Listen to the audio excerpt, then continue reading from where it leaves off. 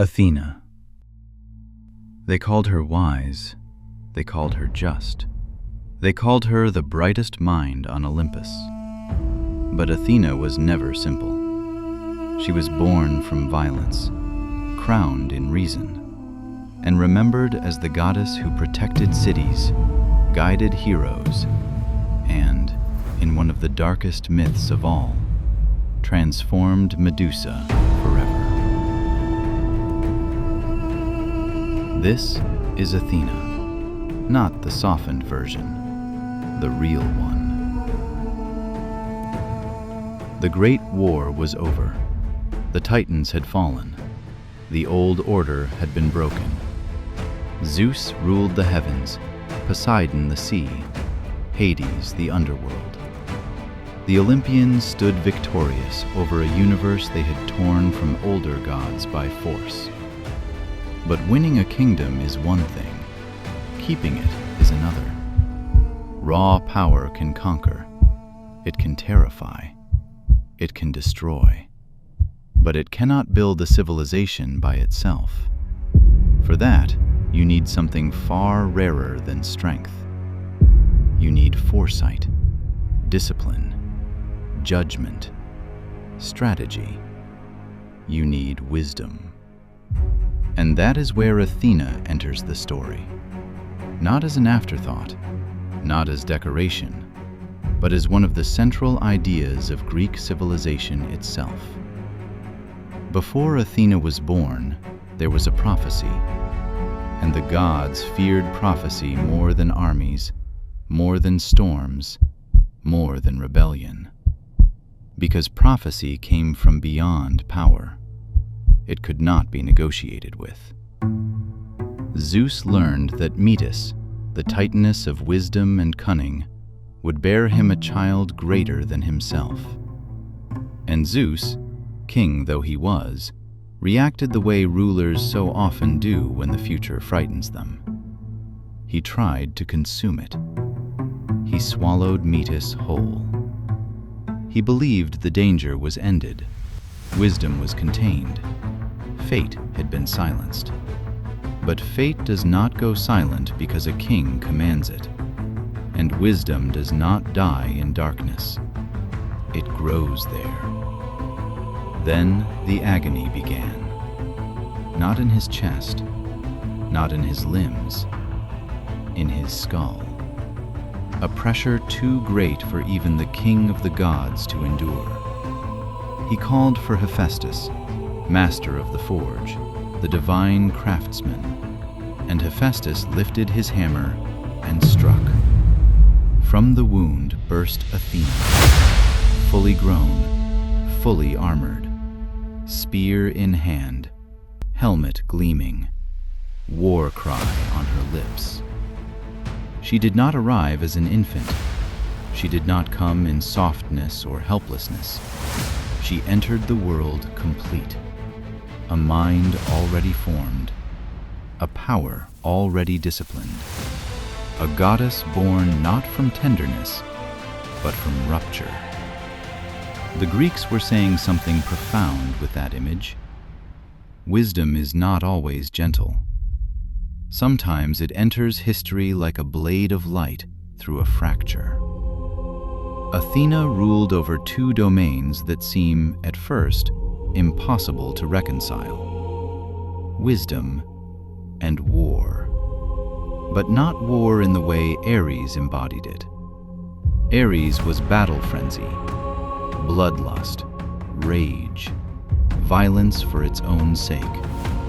The madness of the battlefield when men forget everything but killing. Athena was something else entirely. She was war made intelligent. Strategy, timing, formation, restraint. The clear mind that knows when to strike and when not to. That difference mattered deeply to the Greeks, because they did not admire destruction for its own sake. They admired order imposed on chaos, intelligence mastering force. And Athena ruled that mastery. She was also goddess of craft, of weaving, pottery, shipbuilding, skilled labor, the deliberate shaping of raw material into something useful, beautiful, enduring. To the Greek mind, these things belonged together. The same intelligence that plans a battle also plans a city. The same mind that guides a spear can guide a loom. Athena did not merely destroy enemies, she helped create civilization. That is why she mattered so much. She was not only the brilliance that wins, she was the discipline that builds.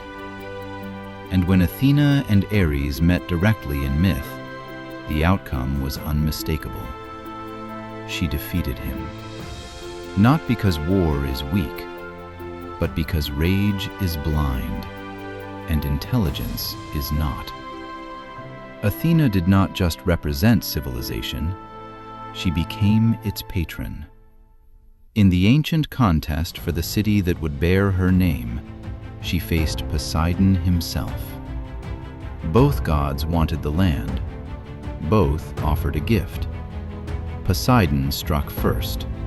He drove his trident into the rock, and the earth split open.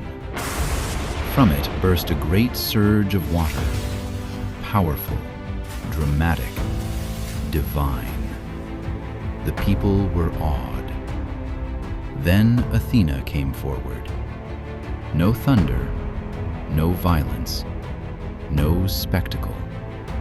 She touched the soil, and from the dry earth rose an olive tree. The choice revealed everything. Poseidon's gift inspired fear and wonder. Athena's gift could sustain life. The olive tree meant food, oil, light, wood, trade, continuity. It was not a symbol of sudden power. It was a symbol of lasting civilization. So the city chose Athena, and from that moment, Athens was hers. This was never just a story about two gods competing. It was a story about values. Force can impress a people. Wisdom can sustain them for centuries. Now we come to Athena's most troubling myth, and the one most often misunderstood. Athena and Medusa. Today, most people know Medusa only as a monster, snake-haired, gorgon-eyed, a thing to be slain. But that is the ending of her story, not the beginning. In later tradition, most famously in Ovid's telling, Medusa was once a beautiful young woman, often understood as a priestess serving in Athena's sacred temple. And there, inside that holy place, Poseidon took her by force. Inside the sanctuary of the virgin goddess, inside a space set apart from violation, from disorder, from the corruption of the mortal world. Then Athena transformed her, and that is the moment that has unsettled readers ever since. Why would a goddess of wisdom punish the victim? Why would Athena do something so cold, so severe, so unforgiving? The answer is not simple, because Athena was not simple. In the ancient religious imagination, desecration of sacred space was not merely personal, it was cosmic. A boundary had been broken, something holy had been defiled. And myths often respond to such violations not through fairness in the modern sense, but through transformation. Reality itself changes. So what was the curse? Punishment? Judgment? Or protection twisted into something terrifying? Because after the transformation, Medusa became untouchable. No man could approach her and remain unharmed. No one could violate her again. Her beauty, the very thing later storytellers made central to her vulnerability, became inseparable from terror. Her face became a weapon. Her gaze became defense. That is what makes this myth endure. Athena's act can be read as cruelty. It can also be read as a grim, ancient form of armor. And perhaps it was always meant to trouble us, because wisdom in Greek myth is not kindness. It is clear-sightedness, and clear-sightedness can be merciless. What the story reveals is not that Athena was evil, nor that she was pure. It reveals something much more interesting. Athena was a goddess of order, sacred law, intelligence, and boundaries. And when those boundaries were shattered, her response was not tenderness. It was transformation. Severe, permanent, unforgettable. The Greeks gave Athena many names: Pallas, Ergane, Promachos. Each title revealed a different face of the goddess: warrior, craftswoman, protector of the city. But perhaps her most famous title was Parthenos, the virgin, not as fragility, not as absence, but as independence. Athena belonged to no husband, no lover, no household, no competing loyalty. She stood apart, self-contained, disciplined, answerable only to her own divine nature. That distance gave her clarity, and clarity became one of her greatest powers. Her most famous temple, the Parthenon, rose over Athens as a monument not only to a goddess, but to the ideals she represented: intelligence, measure, order, civic pride, human skill under divine protection. Even now, in ruin, it still carries her presence. Stone against sky, mind against chaos. Athena was never the gentlest of the gods. She was not born in softness. She was not shaped for comfort. She emerged from a wound, armed and awake, into a universe still trembling from war. And she became one of the most enduring figures in all mythology, not because she was easy to love, but because she embodied something civilization cannot survive without: discipline, judgment, the mind that sees clearly when everyone else is ruled by fear. Because power can win a world, but only wisdom can teach it how to endure.